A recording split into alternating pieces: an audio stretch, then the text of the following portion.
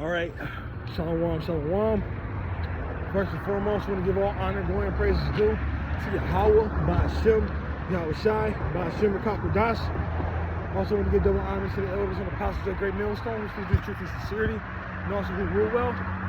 Peace and salutations to the hopeful elect that scattered four corners of the earth, which you so-called Negroes, Latino, Hispanics, and Native American Indians. The true Israelites is coming out the elect nation of Israel.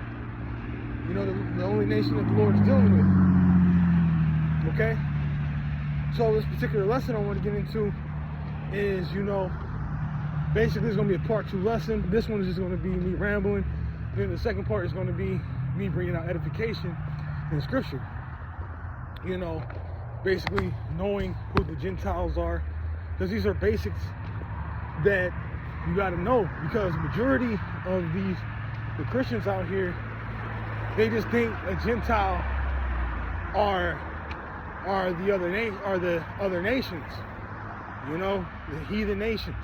And then when you read the New Testament and saying, you know, Greek or Jew, you know, they think, okay, that's talking about, you know, the other nations, but the scriptures state and say, you know, that, you know, the Lord only deals with Israel. All right, the 12 tribes, the patriarchs of Jacob. Okay, and so that's why you got to really get into your words. Now, over a certain history of time, you know, words change. You know, that's why you got to get into the blue letter and get into the Hebrew and your Greek, because they'll come out with 2 different meanings. All right. Like Dawa and Karagma, when you see the word mark, it says the word mark, but they have 2 different meanings and 2 different, you know, breakdowns in the Hebrew or in the Greek. All right, we always state this sometimes when it comes to the English language. When you watch or read certain Shakespeare books, you know, Shakespeare would translate what he will say on the opposite page, because we didn't talk like that, you know, in the past. You know, history progresses, you know, like when we bring out the word murder, you know, in 2024, you might think, oh, somebody just got killed, somebody got shanked up. No, murder means a flock of crows, and it lets you know, like, yo, the scriptures is a real book. It's a living book. You know, like I said, if Shakespeare can bring out slang and different terminologies over the course of a certain time period, why not the scriptures?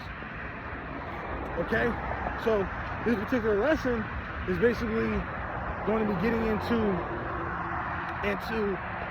these so-called Greeks, which were just Israelites that followed the Greek customs. And like I said, I need to stop saying like I said, but like take me for example.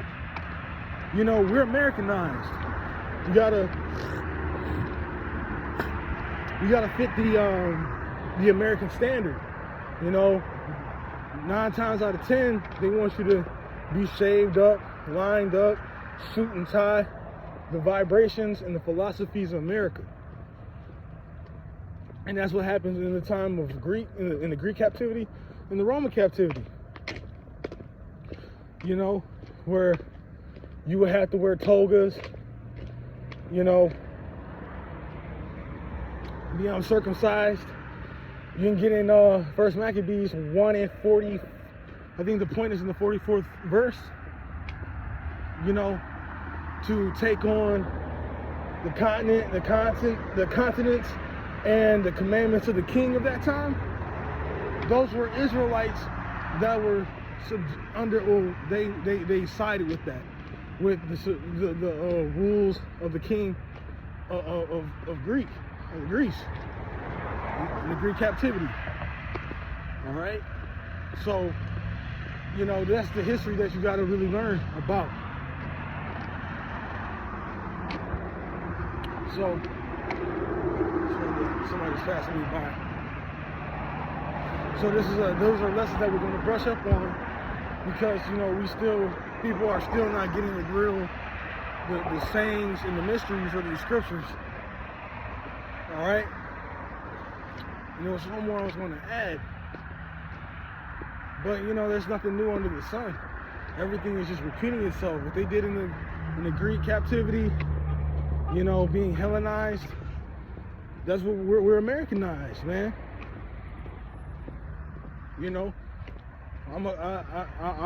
They consider me an American citizen. You got the Roman citizenship too, the Greek citizenship. But regardless, I'm an Israelite. So Israelites that was under the citizenship of the Greeks or the Romans, they were still Israelites. They were just conformed to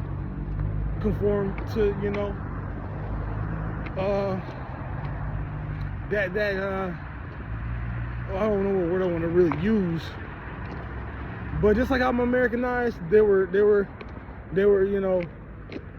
Hellenized too, to fit the customs of the time that they're in. But my point was saying is that they were still Israelites. That's why, when you get into certain books, talking about Jews or the saints in the New Testament, even though you might hear Greek or Gentiles, they were also in a Gentile state of mind, but they were still Israelites. All right. And when they were Gentiles, they were still, if I can get that scripture, so I know we got some in Psalms, the 148th verse, the 13th and 14th chapter. When you get to saints, it gets into, holy, and holy means separate.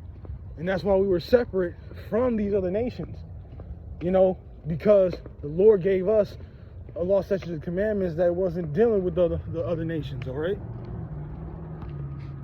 So, when you get into, being a Gentile, you got to know what what you're breaking down. So when I do this part 2, bringing out the edification in scriptures in the blue letter, we're going to get into it, and it'll paint you a very perfect picture. All right, but also with the basics, you got to know your words, because once you get the knowing of the words, you'll get a whole new and better understanding of the scriptures. But didn't want to make this lesson too long, so I'm going to do the part 2 of it. Like I said, getting the edification through the scriptures, getting into the blue letter,